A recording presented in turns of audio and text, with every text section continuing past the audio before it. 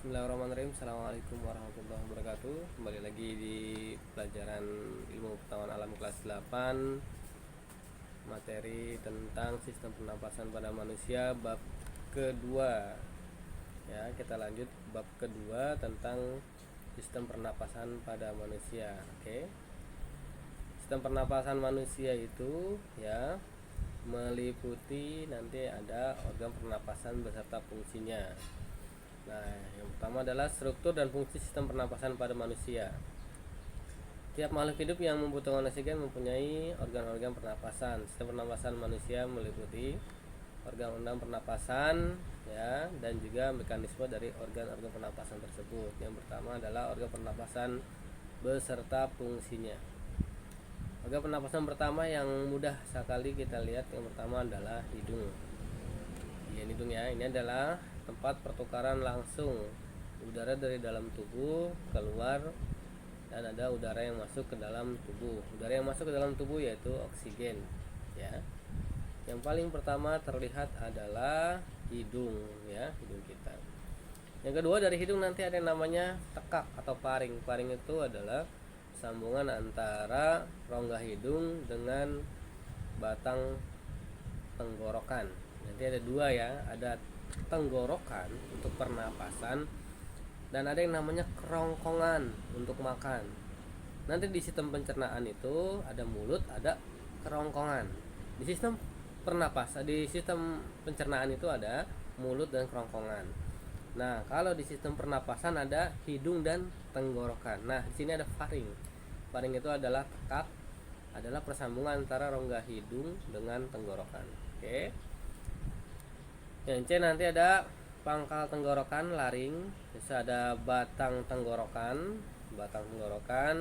terus ada cabang batang tenggorokan itu ya yang menyambung ke paru-paru. Nanti ada paru-paru yang disebut dengan pulmus ya, pulmo, dan ada yang disebut dengan alveolus. Alveolus adalah gelembung-gelembung udara seperti anggur ya, gelembung-gelembung bentuk dari organ tersebut, gelembung-gelembung untuk pertukaran gas.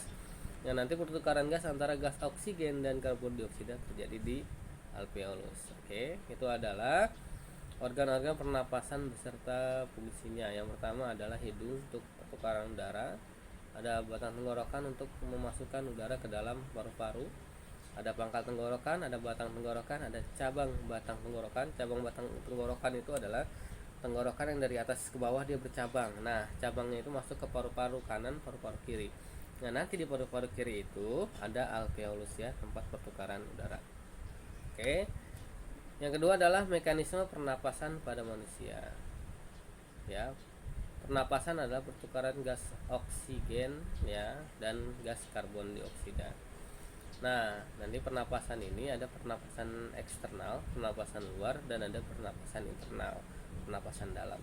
Oke, yang pertama adalah pernapasan luar dulu. Pernapasan luar adalah pertukaran antara gas oksigen yang kita hirup dengan karbon dioksida yang ada di dalam paru-paru. Nah, ketika kita menghirup oksigen dari luar masuk ke dalam paru-paru, nah nanti oksigen tersebut masuk ke alveolus. Di alveolus itu terjadi pertukaran antara gas oksigen dan karbon dioksida secara difusi. Ya.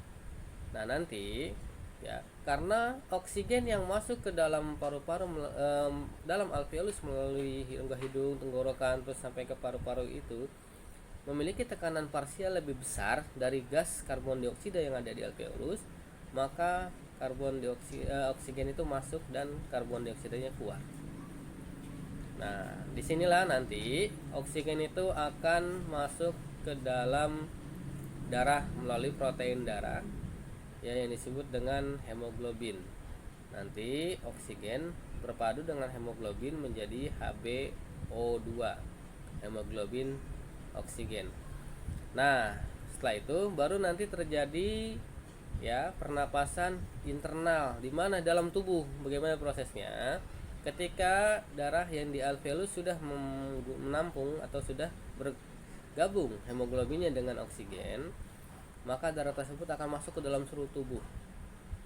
Ya, dibutuhkanlah untuk segala macam seperti respirasi sel, dan lain-lain. Nah, di dalam tubuh tersebut, oksigen yang diangkut oleh darah ini ya memiliki tekanan parsial lebih besar dari oksigen yang ada di dalam tubuh. Maka oksigen tersebut akan terlepas dari hemoglobin dan hemoglobinnya berjalan mengangkut karbon dioksida. Nah, dari mana karbon dioksida? Karbon dioksida ini adalah dari proses respirasi sel, dari pencernaan segala macam ya, pencernaan protein segala macam. Nah, itu membentuk karbon dioksida. Semakin banyak oksigen yang kita hirup, kita butuhkan ke dalam tubuh, maka kita akan menghasilkan karbon dioksida lebih banyak.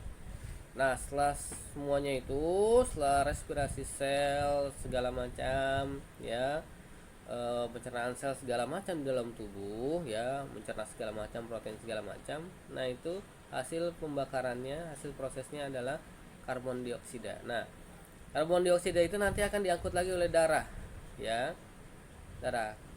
Nah, darah tersebut bergabung dengan karbon dioksida membentuk HbCO2.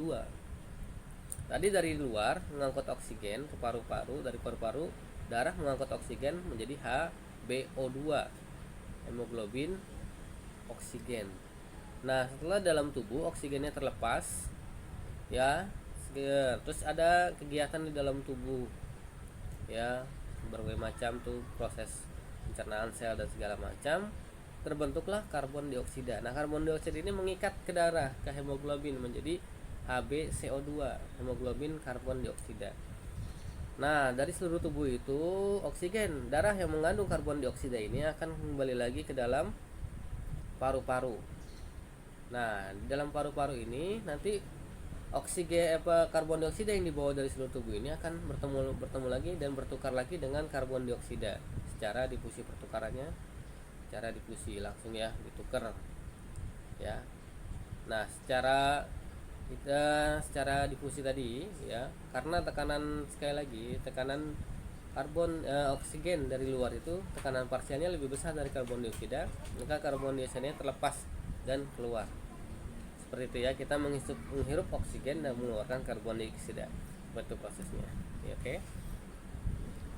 Selanjutnya adalah mekanisme pernapasan pada manusia itu ada dua. Yang pertama adalah pernapasan dada ya, pernapasan dada, paru-paru artinya dada, dan ada pernapasan perut ya. Nah, ada pernapasan dada dan ada pernapasan perut. Nah, bagaimanakah prosesnya?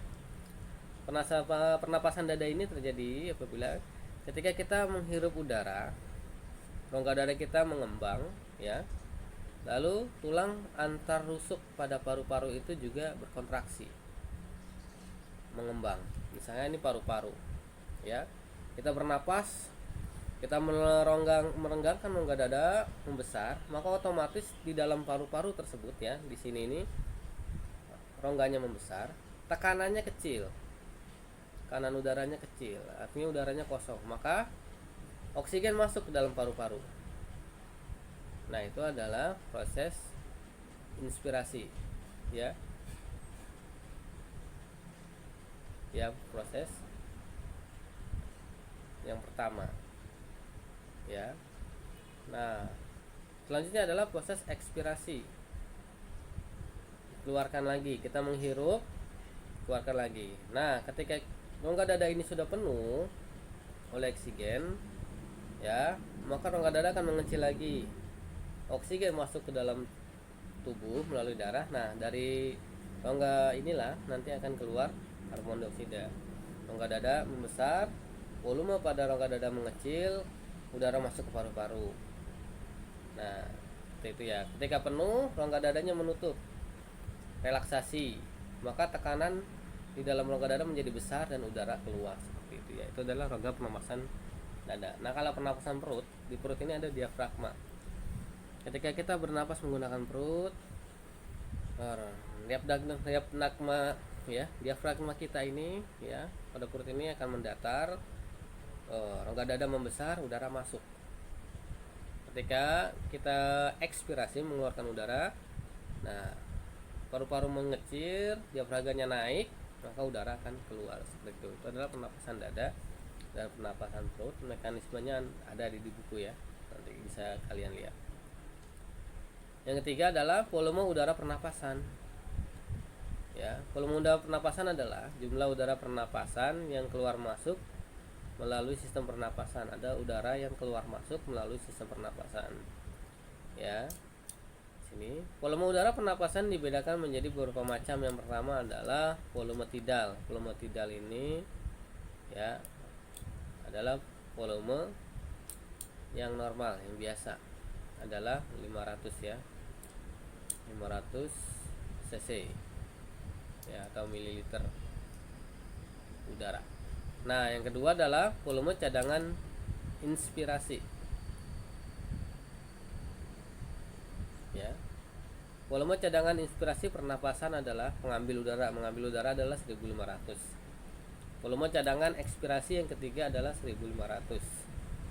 Yang keempat, volume residu sisa 1000. Kapasitas vital ya, kapasitas vital penting ya 3500.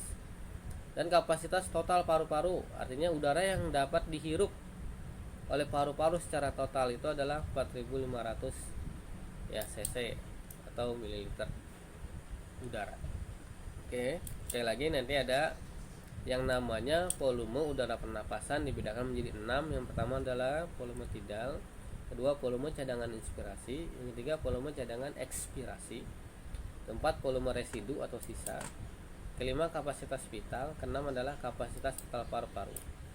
Nah, total dari nilainya adalah volume tidal ini 500, volume cadangan inspirasi 1500, volume cadangan ekspirasi sama 1500 ya, volume residu atau sisa adalah 1000, kapasitas vital ya pernapasan adalah 3500, dan kapasitas total paru-paru adalah 4500. Oke, itu ya. Faktor apa saja sih yang mempengaruhi kapasitas paru-paru? Nih, kita punya paru-paru nih di dalam tubuh kita. Kita bernapas. Kegiatan apa saja sih yang mempengaruhi, atau faktor-faktor apa saja yang mempengaruhi ya kapasitas paru-paru yang kita miliki? Yang pertama adalah jenis kelamin. Ya, jenis kelamin menentukan. Seorang laki-laki akan berbeda dengan seorang perempuan. Sudah jelas ya, karena kodratnya pun berbeda, fungsinya pun berbeda. Maka kapasitas paru-paru ya yang dimiliki oleh seorang laki-laki dengan perempuan itu berbeda. Dari bentuk tubuhnya, biasanya laki-laki itu lebih besar dibandingkan perempuan. Maka kapasitas total paru-parunya ya juga berbeda. Yang pertama. Kedua, usia. Ketika kita melihat adik kita atau anak kita sedang berlari-lari, atau teman kita yang lebih muda berlari-lari, kok mereka sangat kuat gitu, enggak ada capeknya. Nah, ini juga mempengaruhi ya, usia di masa muda itu ya mempengaruhi. Mereka lebih kuat dalam hal pernapasan dibandingkan dengan orang yang lebih tua. Ya, ketika kita tua, kita akan lebih sedikit kegiatannya, maka usia itu juga menentukan dari kapasitas paru-parunya. Itu ya. Yang ketiga, posisi tubuh. Maksudnya adalah ketika seseorang duduk ya dengan seseorang berbaring atau seorang berdiri, itu pernapasannya berbeda. Ketika orang duduk itu dia akan lebih santai dibandingkan dengan orang yang berdiri saat bernapas. Nah, juga begitu dengan orang yang tidur ya, orang yang sedang tidur berbaring ya, dia pernapasannya juga akan lebih rileks dibandingkan orang yang duduk. Seperti itu ya, posisi tubuh. Yang keempat, aktivitas. Orang di usia yang sama tapi aktivitasnya berbeda, itu juga mempengaruhi proses pernapasan. Contoh, ada anak di kelas 7, sama-sama di kelas 7, sama-sama laki-laki, usianya sama ya, tinggi badan sama, berat badan sama, tapi yang satu hanya duduk diam di kelas ya, yang satu lagi sedang bermain bola di lapangan. Maka kegiatan pernapasannya, kapasitas paru-parunya itu akan berbeda dilihat dari aktivitas yang dilakukan anak tersebut. Karena anak yang duduk ini lebih cenderung diam, tenang, maka dia akan membutuhkan sedikit udara pada paru-parunya. Berbeda dengan anak-anak yang sedang bermain bola, dia akan lebih banyak membutuhkan oksigen, atau kapasitas paru-parunya akan lebih bekerja lebih keras ya, lebih banyak menyaring udara, oksigen, dibandingkan dengan anak-anak yang diam. Yang kelima adalah tinggi badan dan berat badan. tinggi badan mempengaruhi bentuk tubuh ya, juga dalam hal pernapasan, dalam hal kapasitas paru-paru dan berat badan juga mempengaruhi. Misalkan ada seseorang yang tingginya sama ya, atau tingginya tidak sama, tapi yang satu kurus yang satu gemuk, nah itu juga akan mempengaruhi kapasitas paru-paru. Seperti itu ya. Orang yang cenderung biasa saja, tidak gemuk tidak kurus, dia akan lebih mudah dalam hal pernapasan dibandingkan dengan orang yang gemuk. Biasanya orang yang terlalu gemuk itu dia akan lebih sulit bernapas ya, akan sulit bernapas karena tubuhnya ditubuhi dengan banyak lemak ya, seperti itu. Tinggi dan berat badan. Yang keenam, pola hidup. Nah ini juga contohnya, misalkan ada anak usia sama, tinggi badan sama, tapi pola hidupnya berbeda. Yang satu lebih suka di rumah, diam saja, tidak melakukan apa-apa, makannya pun gaya mewah. Yang satu lagi orangnya hobi olahraga, makanan sekedarnya ya. Nah tapi pola hidupnya berbeda, maka kapasitas paru-paru, walaupun paru-parunya berukuran sama, tapi kapasitas udara yang diperolehnya dalam pola hidupnya itu berbeda. Antara yang santai dengan yang aktif juga berbeda. Itu ya, itu pola hidup. Artinya orang yang gaya hidupnya tidak pernah olahraga dan segala macam aktivitasnya tidak ada ya, akan mempengaruhi pernapasan dalam kapasitas paru-parunya. Oke, sekali lagi faktor-faktor yang mempengaruhi kapasitas paru-paru, yang pertama adalah jenis kelamin, yang kedua usia, yang ketiga posisi tubuh, yang keempat aktivitas, yang kelima tinggi dan berat badan, yang keenam adalah pola hidup. Oke, itu bagian A tadi. Bagian A tentang struktur dan fungsi sistem pernapasan, ada organ pernapasan, ada mekanisme pernapasan, ya, ada volume udara pernapasan dan faktor-faktornya. Yang B adalah gangguan pada sistem pernapasan dan upaya menjaga kesehatan sistem pernapasan. Ya. Beberapa penyakit dalam gangguan sistem pernapasan, yang pertama adalah asma. Ya. Asma ini disebabkan oleh adanya alergen. Alergen ini adalah zat-zat dari luar yang mempengaruhi pernapasan, yang menyebabkan terjadinya penyumbatan atau sesak pada saluran pernapasan, biasanya jadi pada paru-paru. Nah asma ini biasanya ketika orang mengenai asma, dia akan sulit bernapas, dan ketika bernapas pun akan menimbulkan suara seperti suara nyaring, nging nging gitu ya, kayak suara peluit segala macam. Itu adalah asma. Nah ini bisa digunakan dengan obat yang bisa digunakan adalah inhaler yang disemprotkan ke dalam mulut. Gini ya, biasanya itu kalau orang asma itu untuk melonggarkan atau menghilangkan alergen yang masuk. Alergen ini bisa jadi debu, bulu, asap rokok, dan juga hal lainnya yang menyebabkan terganggunya sistem pernapasan asma. Yang kedua adalah TBC, tuberkulosis. TB, tuberkulosis disebabkan oleh Mycobacterium tuberculosis pada paru-paru ya. Biasanya orang yang terkena TBC itu badannya kurus ya, terkadang ada batuk berdarah ya, susah bernapas ya, kepala pusing, demam, dan lain-lain. Itu adalah TBC. Tapi yang paling umum sering adalah berat badannya akan menurun, dan seringkali dia batuk itu mengeluarkan darah. Ini bisa juga disebabkan karena sirkulasi udara pada rumahnya atau tempat tinggal yang mereka tempati itu tidak bagus, tidak terdapat sinar matahari, udaranya, sirkulasi udaranya tidak baik, itu menyebabkan TBC. Sekali lagi, TBC ini disebabkan oleh Mycobacterium tuberculosis ya. Dapat dicegah dengan cara menjaga kebersihan tubuh ya. Buatlah ventilasi udara agar udara masuk, udara bertukar, dan cahaya matahari masuk. Obat-obat yang biasa digunakan untuk penyakit TBC adalah isoniazid, rifampicin ya, pyrazinamide, streptomycin, dan ethambutol. Itu adalah TBC ya. Yang ketiga adalah pneumonia, disebabkan oleh bakteri Streptococcus pneumoniae atau radang paru-paru. Ini ya terjadi akibat bakteri Streptococcus pneumoniae, radang paru-paru. Paru-parunya jadi peradangan ya. Obat yang biasa digunakan untuk pneumonia antara lain ampicillin, chloramphenicol ya, chloramphenicol, cefactocam ya, cefotocam dan amikacin. Agak susah nyebut obat-obatnya ya karena kimia semua ini ya. Atau juga untuk mencegah pneumonia ini disuntikan vaksin ya, yang disebut IPD ya, Infectious Pneumonia Disease ya, IPD, Infectious Pneumonia Disease ya. Yang keempat adalah kanker paru-paru. Kanker yang terjadi pada paru-paru. Kanker ini dapat menyebar ke seluruh paru-paru yang mengakibatkan fungsi paru-paru rusak. Karena di paru-paru ini ada alveolus, ada bronkus dan lain-lain tuh, ada cabang paru-paru dan lain-lain. Nah, karena kanker tersebut mengganggu sistem yang ada dalam paru-paru. Seperti itu ya. Orang yang terkena kanker paru-paru biasanya berat badannya akan menurun, susah bernapas ya, terkadang batuk disertai darah. Seperti itu.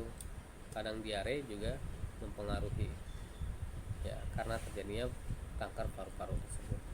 Yang kelima adalah polip. Polip ini adalah tumor jinak yang terbentuk pada rongga hidung yang menyebabkan seseorang sulit bernapas.